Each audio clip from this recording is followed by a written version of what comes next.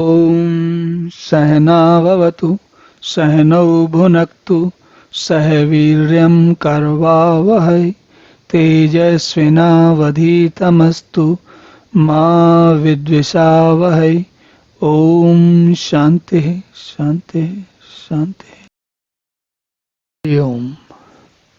तो भगवान अब आगे कहते हैं, विविक्त सेवी लघवासी यत् वाक्या मानसा ध्यान योग परः नित्यम वैराग्यम समपास्तता। तो भगवान कहते हैं कि जो लघवासी, हल्का थोड़ा बहुत भोजन हो, हल्का भोजन हो, विविक्त सेवी, बहुत जो एकांत, शांति की, एकांत की अवस्था हो जहाँ पे दूसरी चीजें आपको परेशान ना करें, और यत वाक्य मानसा, तो वाक्य मानसा के यहाँ अर्थ है शरीर को, मन, वाणी और शरीर को आप नियंत्रण में कर लें, ऐसी स्थिति हो, और ध्यान योग में लग जाएं और रोज करें नित्यम वैराग्यम समपास्तता। तो भली भांति दृढ़ वैराग्य का आश्रय लेकर निरंतर ध्यान योग करते हुए जब हम साधना करते हैं तो परमात्मा तक पहुंचने का मार्ग प्रशस्त होता है।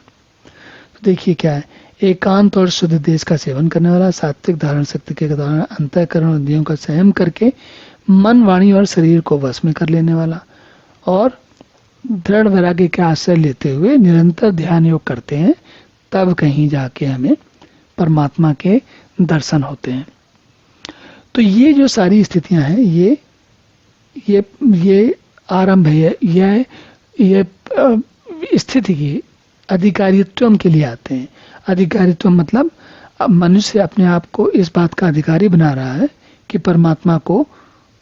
परमात्मा साक्षात्कार कर सके, और सबके लिए क्या है, सात्विक धारण शक्ति के अंतःकरण, इंद्रियों का संयम, मन, वाणी और शरीर का नियंत्रण, और दृढ़ वैराग्य का आश्रय, और निरंतर, इन सब के बाद निरंतर ध्यान योग की चेष्टा, क्योंकि बगैर ध्यान योग की चेष्टा किए मनुष्य के लिए परमात्मा के ज्ञान को अनुभव करना, अपने स्वयं में, अपने आप में अनुभव करना, आत्मा का परमात्मा से जुड़ना लगभग असंभव है।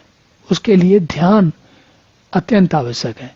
तो ये सारे काम हो जाएं, लेकिन साथ साथ जब तक ध्यान नहीं लगता तब तक परमात्मा तक पहुंचना संभव नहीं है। चलिए अब अगला श्लोक देखते हैं।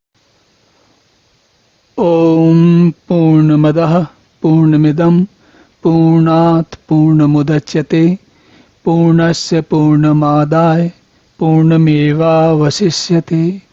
ओम शांति शांति।